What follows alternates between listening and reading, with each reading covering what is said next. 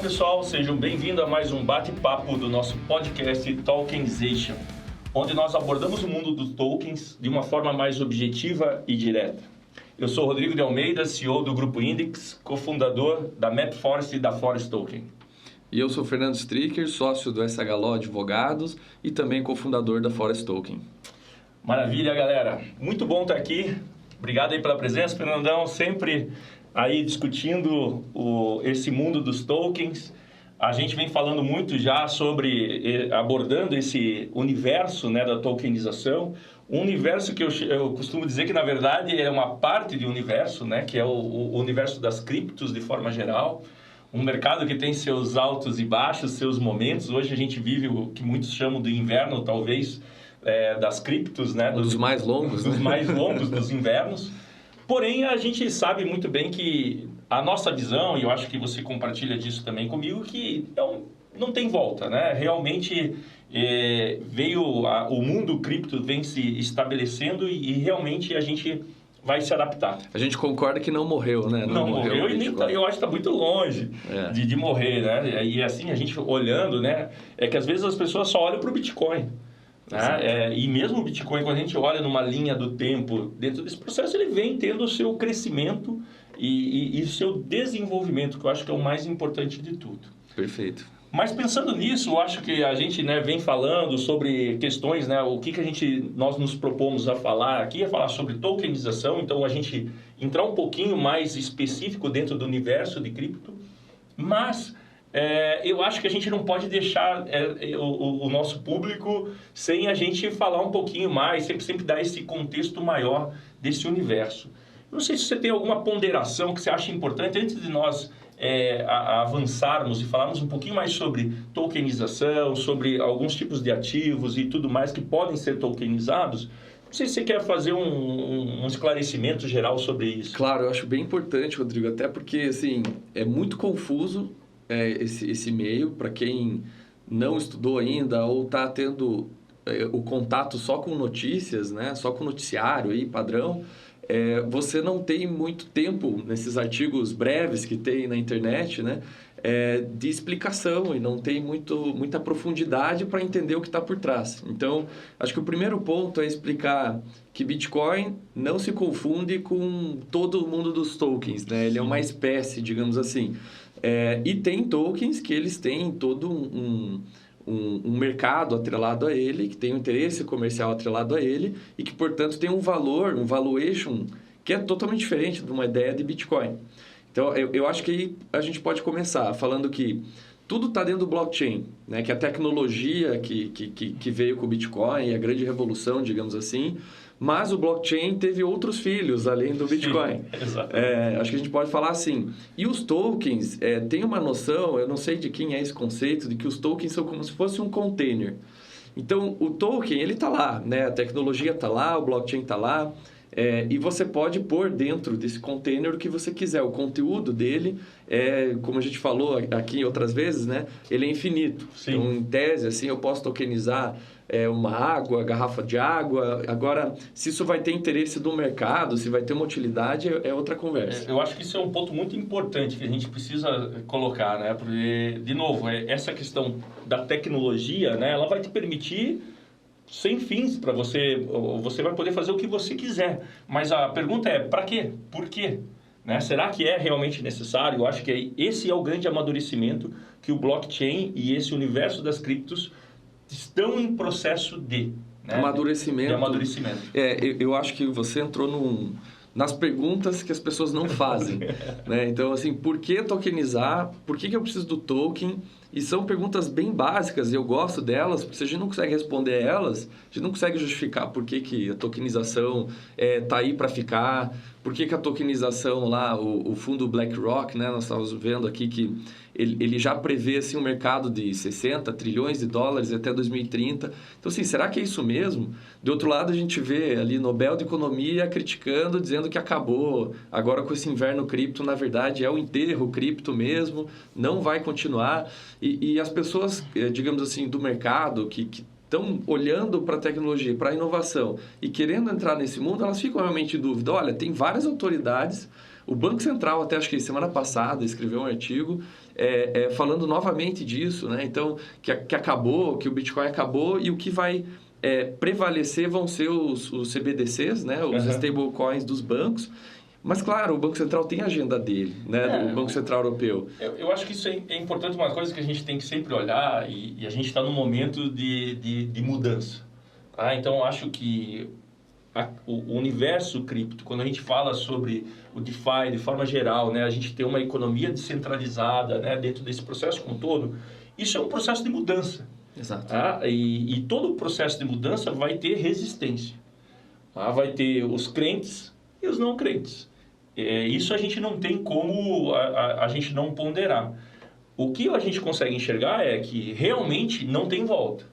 Não tem como isso voltar, a gente retroceder, mas a gente com certeza vai se adaptar. E eu acho que até uma das coisas que eu acho que é importante a gente colocar aqui, que uma das ideias da gente começar a conversar, né, a gente criar o nosso podcast, foi justamente a gente vai um pouquinho na contramão dos criadores, né? Que são mais anarquistas, vamos dizer assim. Exato. Tem uma ideologia mais anarquista. A gente vai justamente na regra que vai haver regulação. Pensando como business, né? Assim, como business. Como que eu entro nesse mercado? Será que ele é seguro? Então, pensando... Muita gente, né? Os puristas aí que pensam muito nessa revolução do Bitcoin, com certeza é uma visão possível, mas ela é conflitante com as jurisdições dos países. Sim. Então, a gente tem que entender justamente o que você falou. Tem conflitos de interesses, tem agendas diferentes. Tem o Banco Central Europeu que não quer um descontrole, não quer o pessoal indo para o Bitcoin, sim, né? Sim. Assim como outros. Então, assim, quem vai ganhar essa corrida, a gente não sabe. A gente sabe que os bancos centrais estão se esforçando para criar as suas stablecoins e o atrativo vai ser qual? Segurança jurídica. Nós aqui mesmo, né? O Real Digital, né? É um dos projetos que está em uma fase bem avançada, com meta de lançamento ano que vem, né? Então aí que eu gostaria de entrar. A segurança jurídica que vem de bancos centrais, né, de jurisdições que estão se adaptando ao mundo cripto da sua forma, né, cada uma a sua forma, de acordo com as suas leis, vai ser um atrativo para empresas e investidores institucionais confiarem naquele país, porque afinal você tem um país por trás, né, emitindo um CDBC, e você vai conseguir ter, então, um ingresso no mundo cripto com uma segurança. É diferente de você ir lá, por exemplo, o caso FTX, que está todo mundo cansado já de ouvir, em que você confiava num particular, sim, que não tinha transparência alguma das operações, e agora se viu que ele realmente criou uma estrutura que deixou o Madoff lá, que também fez as pirâmides, né?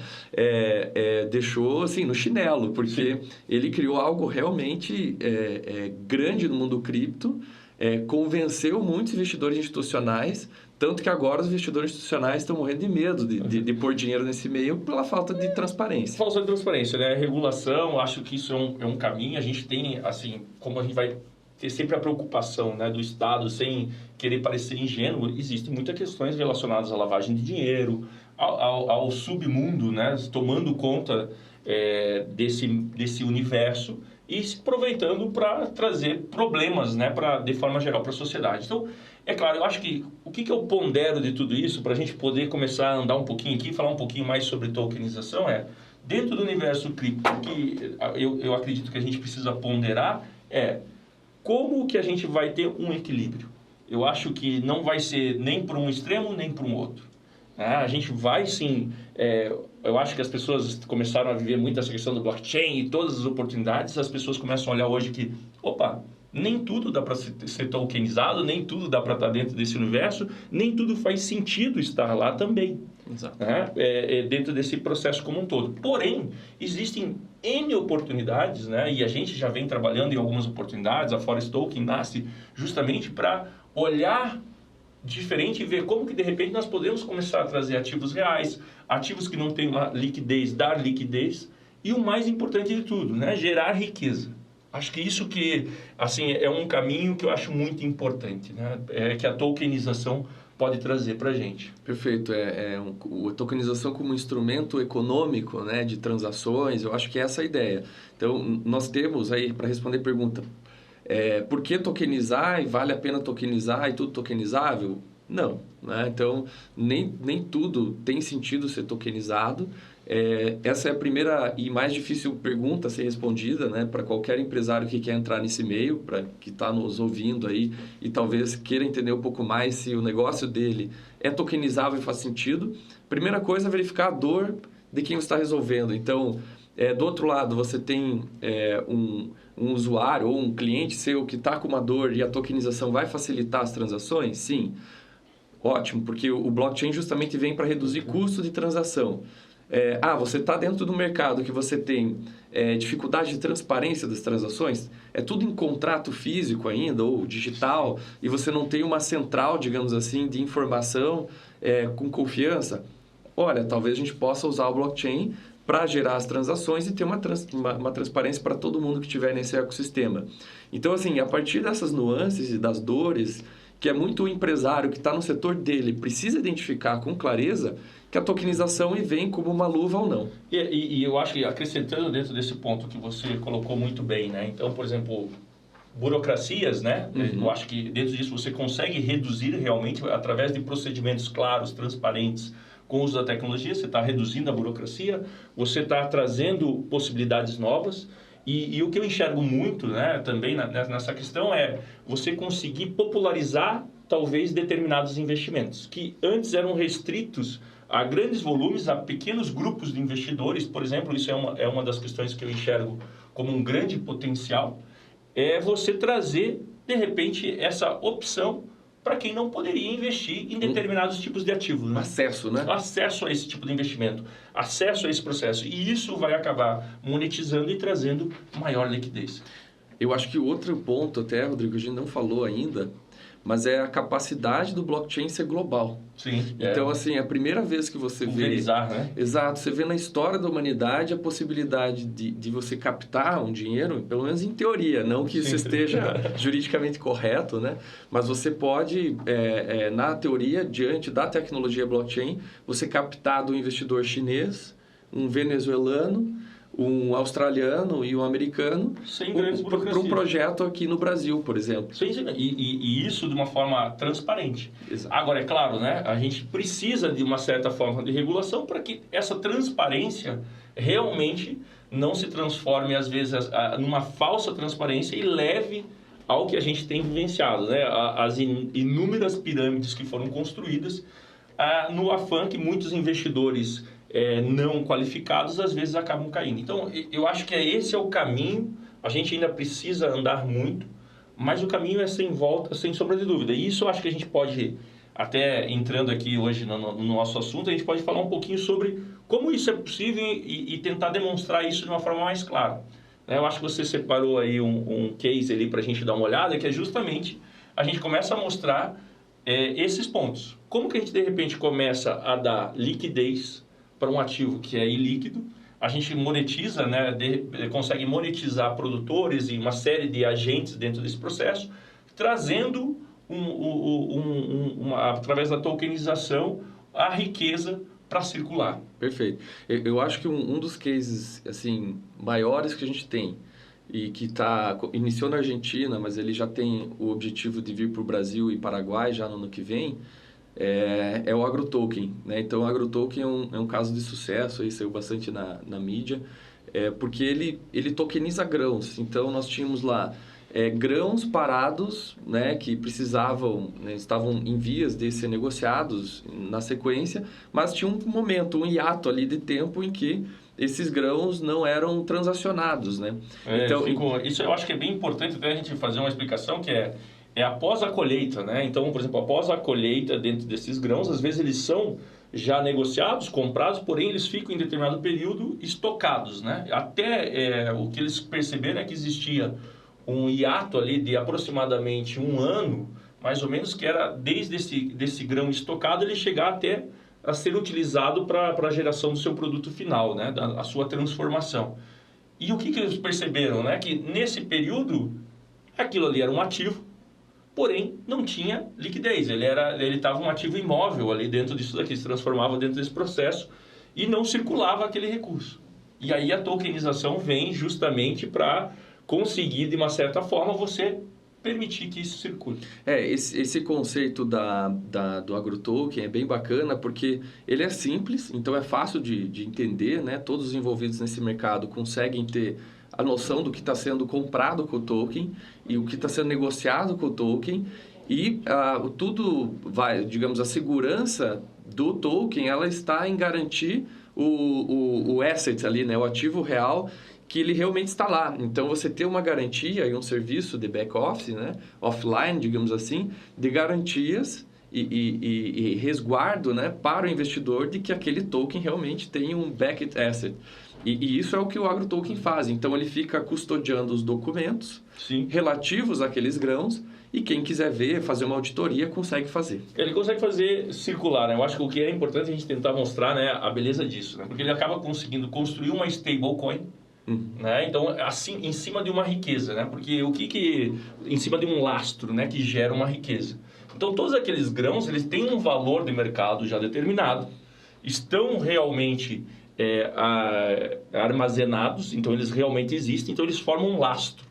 E eu acho e aí o que eles conseguiram fazer? A partir desse lastro, eles conseguem gerar uma stablecoin que pode servir de pagamento, uma série de formatos onde você pode circular aquele dinheiro que não estava circulando.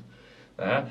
A estrutura é muito legal, é um dos tokens assim, que eu realmente me aprofundei bastante e enxergo como algo muito, muito, muito bacana, porque ele permite. Né? Ele faz o quê? Essa eu acho que é a maior beleza do mercado financeiro. Ele gera riqueza, ele cria uma riqueza que não existia.